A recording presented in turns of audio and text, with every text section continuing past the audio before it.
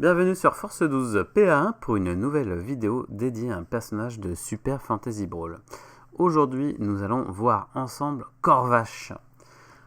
Alors, Corvash est un personnage orienté corps à corps, DPS corps à corps, qui a un profil ni trop fragile, mais à première vue, pas trop tanky non plus. Il compensera son manque de tankiness, donc il n'a que 8 points de vie, par une réaction à 2 d'armure, comme nous allons le voir plus tard dans la vidéo. Son profil expérimenté, quant à lui, est ultra intéressant car il gagne plus 1 point de vie, donc ça lui fait 9 au total, et il gagne une capacité lui permettant d'ignorer l'armure des cibles mal en point. Alors, ce qui force ses adversaires à jouer des réactions quand ils sont encore hauts en point de vie s'ils veulent bénéficier du bonus éventuel d'armure. Alors, les cartes de Corvash, regardons-les ensemble. On va commencer par les cartes jaunes. Donc Leaping Strike et Sap Strength. Alors Leaping Strike, c'est une attaque, une botte, une range de 1 et 3 dégâts. Et avant, vous faites un jump de 2. Donc 3 dégâts, c'est plutôt balèze.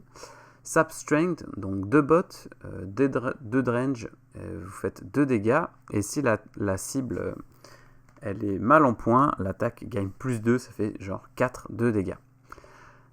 Ces cartes bleues, donc vous avez Blood Curdling Roar, donc c'est sa réaction, vous gagnez 2 d'armure, et si l'attaquant est mal en point, vous ignorez les effets post-attaque. Et Shockwave, donc c'est une espèce de capacité avec une range de 1, un mouvement de 1, vous faites une push et la cible est stun. Les cartes rouges, vous avez Hell Hath No Fury.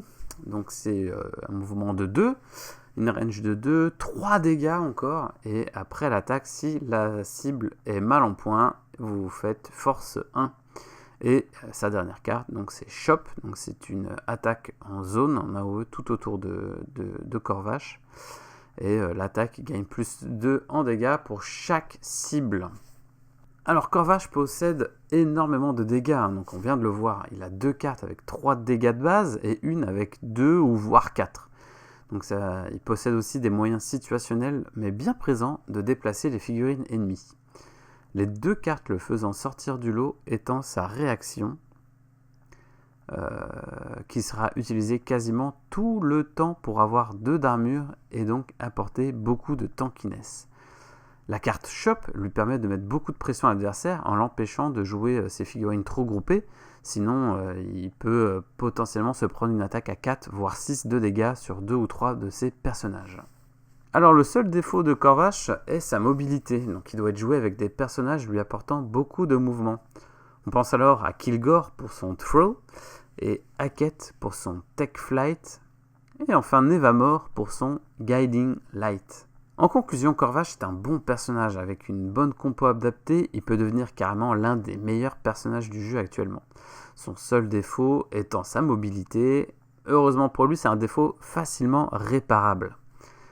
Voilà, si la vidéo vous a plu, n'hésitez pas à la partager, à liker, et on se retrouve très vite pour un nouveau personnage de Super Fantasy Brawl.